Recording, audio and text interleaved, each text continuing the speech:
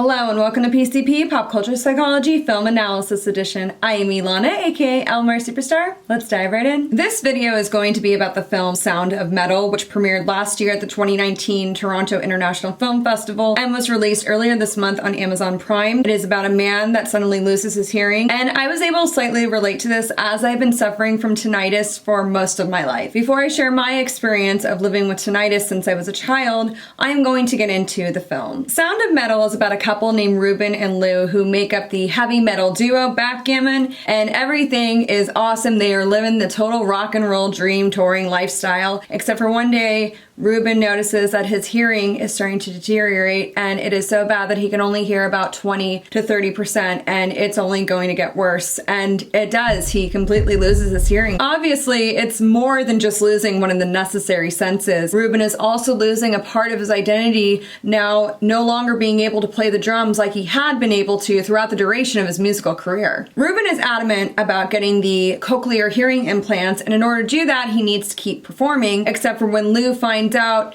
she wants to put a stop to it. And as it turns out, both of them are recovering narcotics addicts, and she is worried that he could relapse. Upon the suggestion from his sponsor, Ruben checks into a recovery home for deaf drug addicts. We all have to go on a journey of self-discovery at some point in our lives to figure out who we really are. Sometimes we choose to do it, and sometimes we are forced. This is definitely a situation where it was unintentionally forced. Even though he has the support from those around him, Ruben is having to go through this journey entirely by himself. However, he does evolve past his stubbornness and begins to acclimate a bit to the deaf community by interacting with the other members and even learning sign language. Ultimately, Ruben does have to make the decision on whether or not he wants to fully adapt to this new lifestyle or regain some of the life he once knew with the cochlear implants. What I loved about Sound of Metal was that this was a very unique and out-of-the-box story. I feel like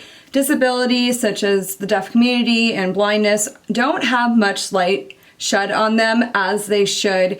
And with Sound of Metal, it wasn't romanticized, but it wasn't overly saturated either. It met somewhere in the middle, and I think that that was very good storytelling. Another element that really stood out to me was the sound mixing and sound editing, from the metal beats of their music to the decline of Ruben's hearing to give the audience a better understanding of the situation. I just thought it was a very bang-up job. Olivia Cooke is totally an actress that is coming into her own. I have been following her career since Bates Motel, and I thought this was a really good role to showcase her talents. And last but not least, we have Riz Ahmed, who was the star of this movie. Riz Ahmed is definitely on a Midas streak, as Sound of Metal is the second film of his this year to hit a 97% on Rotten Tomatoes.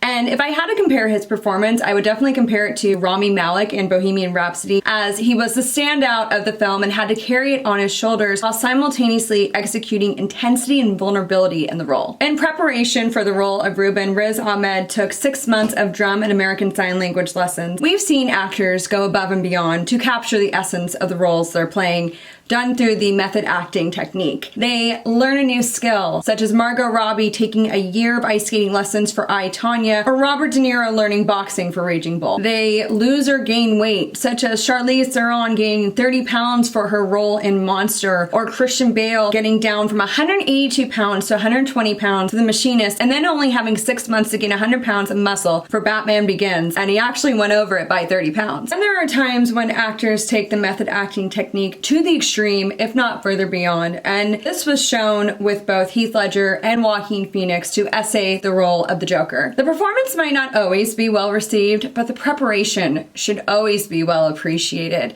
And I feel that it goes to a different depth when an actor is taking on a role of somebody that is handicapped. For example, in the 2004 biopic Ray about Ray Charles, Jamie Foxx wore actual prosthetics over his eyes and with the vision impairing glasses. And to prepare for his role in Anne Hathaway, Ayushmann Khurrana took 6 months of piano lessons and wore vision impairing glasses that took up 90% of his vision. Obviously, this paid off very well for both of them. I think this is why more times than not, the Academy tends to favor those that play somebody with a physical or mental handicap or disability. Let's take the 2013 Academy Awards as an example. The male acting categories of the 86 Academy Awards were definitely a tight race.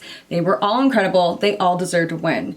In my opinion, I think that the front runners were definitely Leonardo DiCaprio for The Wolf of Wall Street and Matthew McConaughey for Dallas Buyers Club. And for Best Supporting Actor, it was definitely Jonah Hill for The Wolf of Wall Street and Jared Leto for Dallas Buyers Club. This was without a doubt one of the best performances of Leonardo DiCaprio's career, and the same goes for Jonah Hill. However, Matthew McConaughey and Jared Leto put more physical sacrifice into their role, losing almost 80 pounds between them to play AIDS patients, and I am very confident that that is what gained them the wins. As we would come to witness, the method acting technique did not bode well for Jared Leto in preparation for his portrayal of the Joker in 2016 Suicide Squad, which was very critically panned. But I do think that that is what gained Leonardo DiCaprio the Best Actor win at the 88th Academy Awards for The Revenant, because of the immense physical and mental sacrifice that he gave for the role. Due to the COVID-19 pandemic, the award season is not going to be on schedule as it typically is.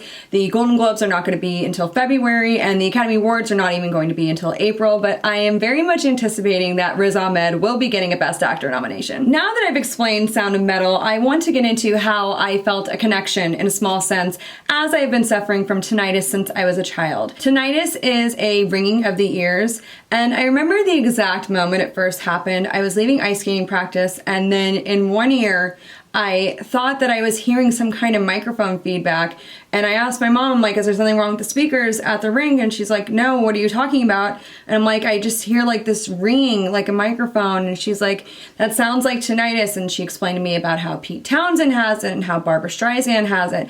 So we went to the doctor, and that is what it was diagnosed as. And I imagine, and this is what the doctor believes too, that it was from the loud booming sounds of the speakers at the ice skating rink. And I have become really accustomed to that as I did figure skating for a number of years. And I guess in general, I'm kind of loud. I love to blast my Buck Cherry and Bollywood music, and I'm Italian. We're known for being loud. It typically is almost always in the right ear, but as time goes on, it has toggled back and forth between sides. And actually a few times that I was watching Sound of Metal, it started happening too. And it gets really bad, and I get super psyched out when that sound is actually happening in a movie, as it did with this one. And the first time I watched The Hunger Games, I'm like, my tinnitus is really bad. And like, no, it's not that, it's just from the movie.